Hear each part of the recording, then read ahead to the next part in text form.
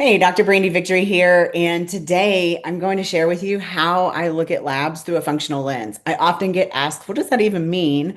And so today you're going to get to see exactly what I do step by step when I look at labs. So what you're seeing is a spreadsheet and a lab evaluation. So if we look at the spreadsheet over here, what I do is I take all the labs from my patient's data and I chart them out in a spreadsheet. So this is a new patient. So I haven't worked with this patient yet. And he gave me data starting from 10/24 because I asked for the last 8 months or so.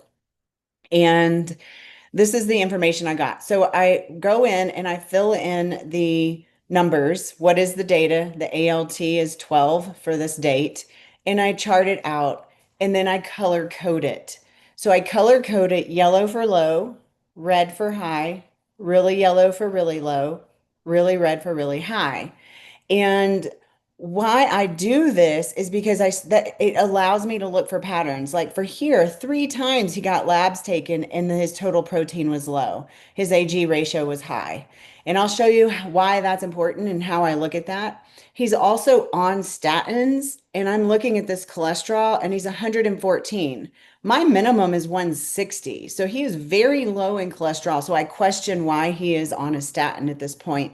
This is the only lipid panel I have, so I don't see where he was when he got that prescription. So there may be more to the story here. So I could put all this data into an AI app and have the app print out to me what systems are out of balance, what supplements to prescribe, and all that good stuff. But for me personally, I'm a very intuitive based practitioner. So this is kind of like my clay. And when I get my hands in the clay and I start to manipulate it all, something starts to form in my mind about how to treat this patient. So for me, old school style longhand approach is really beneficial and it gives me the confidence to treat my patients well. So what we're seeing up here is glucose. And on 1/2/25, it was 92. On 5/2/25, it was 62. So 62 is quite low. I want to see it between 75 and 86. So I'm questioning what's going on here. Was he fasting here? Was he fasting here? I suspect he was.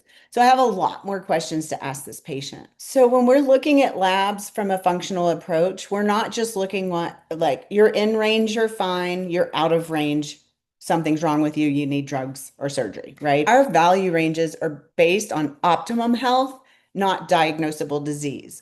So if an MD looks at your labs, they're traditionally trained to diagnose disease. So unless you're diagnosable, they're not going to say anything's wrong with you. You're perfectly fine until you're diagnosable. But what we know is health doesn't happen like that, or dis-ease doesn't happen like that. Dis-ease is a process that happens over a long period of time. And so what we're looking for in these patterns from a functional lens is we're questioning what systems are out of balance and what needs the most support. So if we go down to TSH per se here, you can see his is high at 5.7 and it went up to 6.27. My job is not to prescribe medication or take people off medication. My job is to make the medication unnecessary so they can naturally get off with the work with their MDs or their prescribing practitioner. In the world of TSH, which is thyroid stimulating hormone, thyroid stimulating hormone is made in a little gland in your brain. It knocks on the door of the thyroid and says, "Hey, thyroid, time to wake up, produce some T4." The thyroid says, in a perfectly functioning body, the thyroid says, okay, let's produce some T4.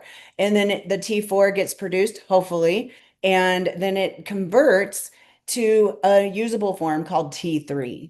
So in that conversion process, it could be that process is missing or not working. And then we also want to look to make sure there's no autoimmunity markers that are getting in the way or other markers that could be problematic. So typically in the medical model, they are testing TSH, and then they will also sometimes test free T, free 4, free T3, free T4. And for me, that's not a whole picture. What that tells me is there might be, obviously, there's some hypothyroid going on, but what is the cause of it? We don't know. So, from the medical perspective, they're looking for, is TSH high? If so, that means you get diagnosed with hypothyroid. Now, from the model of the medical model range, typically for TSH is zero point 0.4 to 4.0. I did see on his labs it was zero point 0.4 to 4.5. So I don't know. I guess that's gone up, or perhaps that range is a little different in different areas of the country. And so when someone has a TSH of, let's say, 3.5, from a medical perspective, they're going to be fine, right? Nothing's wrong with you until you're diagnosable. But from a functional perspective, my value ranges are 1.0 to 2.0. I would be like, oh, you're 3.5. There's something going on with the thyroid. We should take a better look. Or the pituitary gland, right? So is it primary hypothyroidism where the thyroid isn't functioning well? Is it thyroiditis where there's an inflammatory process going on in the thyroid? Is it a conversion problem where the T4 is not converting to T3? Is there an autoimmunity? Like, I want to ask all these questions. So for me, if I'm going to run a thyroid panel, you're going to see these are all the values I want to look for, not just 4 or 3. So once I track these labs out and I color code everything, I look for patterns. And the way the patterns show up looks something like this over here on the right side of my screen. So when glucose is low, and I've written this out so you can see what happens in my brain. And I also do this for my patients so I can show them what I'm seeing.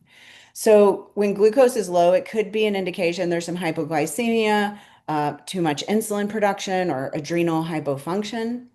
And then we just go down the list. And so I typically am looking for patterns. So here we see hypochlorhydria, dysbiosis, kidney insufficiency, anterior pituitary dysfunction. We just talked about pituitary and thyroid. Likely there's something going on there. And then we just keep looking for patterns. So is there more? Here's tissue breakdown, kidney, GI bleeding, here we go. Impaired kidney function, kidney, renal artery, which is kidney, cirrhosis is liver, diabetic neuropathy. Does that happen? I need to ask him that, right? I'm going to put a little question mark there. Protein, we got hypochlorhydria, digestive insufficiency, inflammation. Perhaps there's a protein deficiency. Is he vegan or vegetarian? He's not. But we need to ask our patients these questions. Digestive dysfunction, again, inflammation, immune insufficiency, liver or kidney. So we're starting to see patterns, hypochlorhydria, kidney, inflammation, GI stuff, right? If we keep going down, poor fat metabolism, insulin resistance. So now I'm going to sit down with my patient and ask him these questions because maybe he didn't give me all the information. Maybe he's on insulin and he didn't tell me that, even though I have his medication list, right? So we got to do some extra research. Syndrome X, early diabetes, cardiovascular disease, endocrine, think hormone disruption, high carb diet. So all of those things could lead to a low cholesterol. So we're down here in the chart. We're also looking at high triglycerides, which are poor fat metabolism again, perhaps insulin resistance, diabetes, syndrome X kind of stuff, fatty liver, liver congestion, hypothyroidism. So a lot of people are like, oh, the triglycerides are high. Maybe I should take some medication for that. Or maybe there's a thyroid issue, or maybe there's a liver issue. And if we fix the problem, we don't have to take the medication. If we keep going down, you'll see there's low vitamin D, potentially chronic anemia. These are things I did come to as my first line of defense here. High carb intake again, liver congestion, fatty liver, metabolic syndrome. So we're seeing these patterns, right? So I'm like, oh, I'm hearing the story that the body is telling me way beyond what is happening in range, outer range labs. So when we get down to the thyroid, you can see it could also, again, be a pituitary issue, a liver issue. It could be primary or secondary hypothyroidism. I don't have enough information to determine that right now. We see vitamin D is low. So from the medical model, I don't believe they think that 39 is low. I personally want to see that around 60, 70.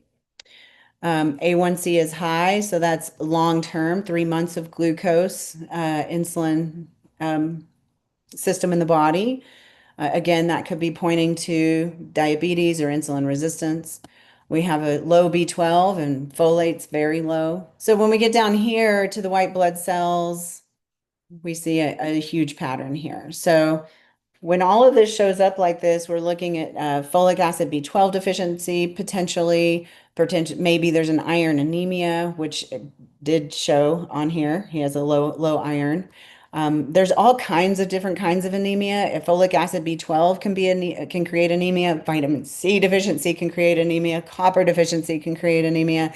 And so when I look at this whole panel, my job is to figure out what type of anemia are we looking at so we can supplement and renourish the body with the proper nutrients so that that pattern goes away.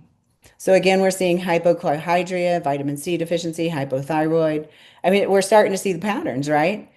So cool. It's just so cool to me that we can like see this whole systematic thing that's happening. Here we've got inflammations, acute or chronic infections, chronic infection, active infection, infection. Parasites show up a lot here.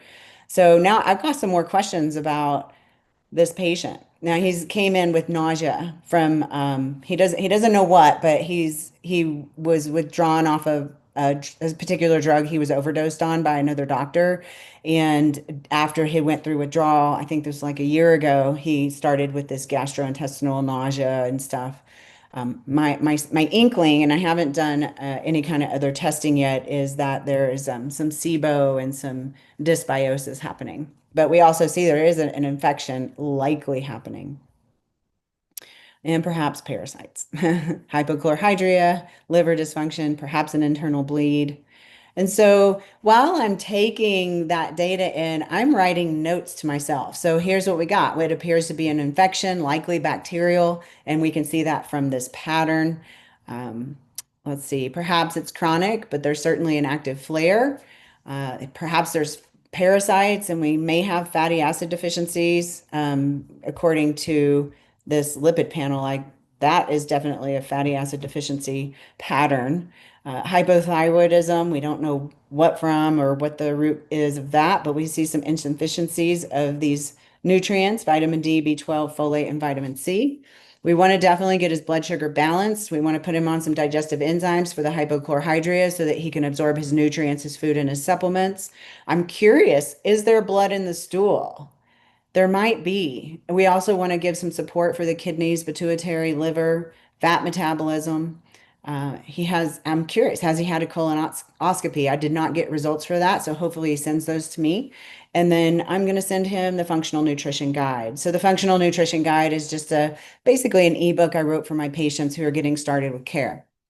So that is the long and short of it. It took me a while to do. I'm sure you can imagine, to chart all those labs out and color code them and then run through them and figure out what patterns I'm seeing here. It takes a while, but it's so worth it because I can see change very quickly. When we do our next set of labs, I am very confident that these patterns will change. These patterns will change. And what that means is that he's going to feel better. So I hope you enjoyed it.